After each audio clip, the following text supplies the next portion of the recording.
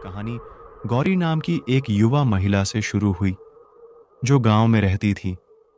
गौरी अपनी असाधारण सुंदरता और दयालुता के लिए जानी जाती थी, लेकिन वह अन्य ग्रामीणों के बीच ईर्ष्या की वस्तु भी थी।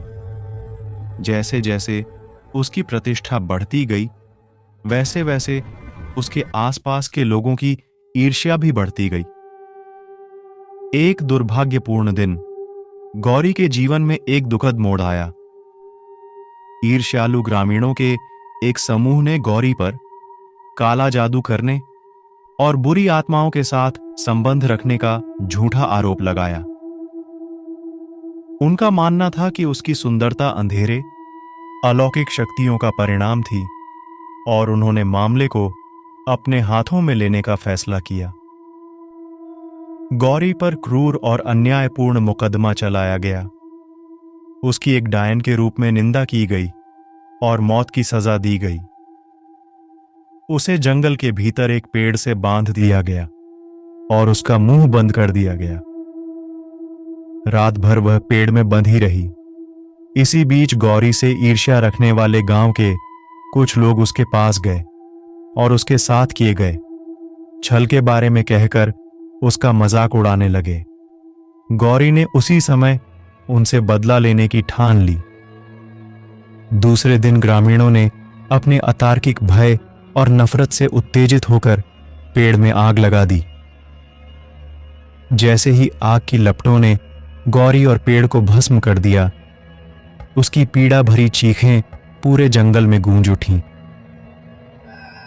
ऐसा कहा जाता है कि गौरी की आत्मा शांति पाने में असमर्थ एक दुष्ट भूत साया के रूप में लौट आई, जो उन लोगों के वंशजों से प्रतिशोध लेना चाहता थी जिन्होंने उसके साथ अन्याय किया था। अफवाह थी कि वह चांदनी रातों में दिखाई देती थी। उसके लंबे काले काले बाल उसके चेहरे को अस्पष्ट कर रहे थे और उसका खून से सना साया मौत के कफन की तरह उसके पीछे चल रहा था। साया की उपस्थिति उसके सामने आने वाले किसी भी व्यक्ति के लिए दुर्भाग्य और त्रासदी लेकर आई। वह भयावह विलाप फुसफुसाती थी। उसके शब्द क्रोध और निराशा से भरे होते थे और जो लोग उसे सुनते थे वे हमेशा के लिए शापित हो जाते थे। उसका बर्फीला स्पर्श दुर्भाग्यशाली लोगों की आत्माओं को ठंडा कर देगा, जिससे उनके दिल धड़कने लगेंगे और उनकी सांसें उनके गले में अटक जाएंगी।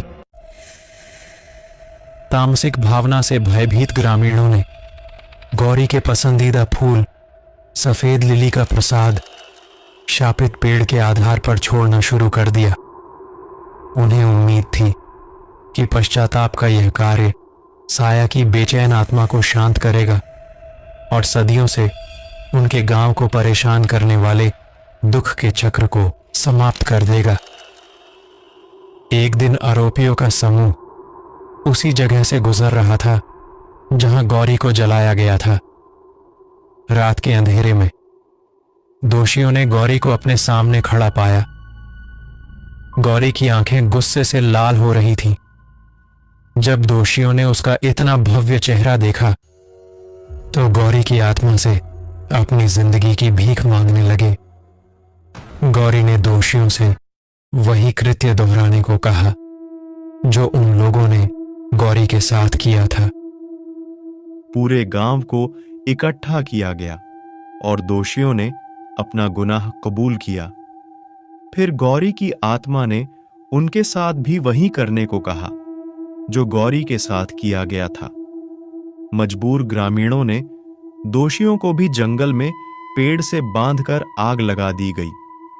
उनकी पीड़ा भरी चीखें पूरे जंगल में गूंज उठीं। उसके साथ गौरी की क्रोधित आत्मा भी शांत हो गई और गांव पर लगा गौरी के साया का अभिशाप हट गया।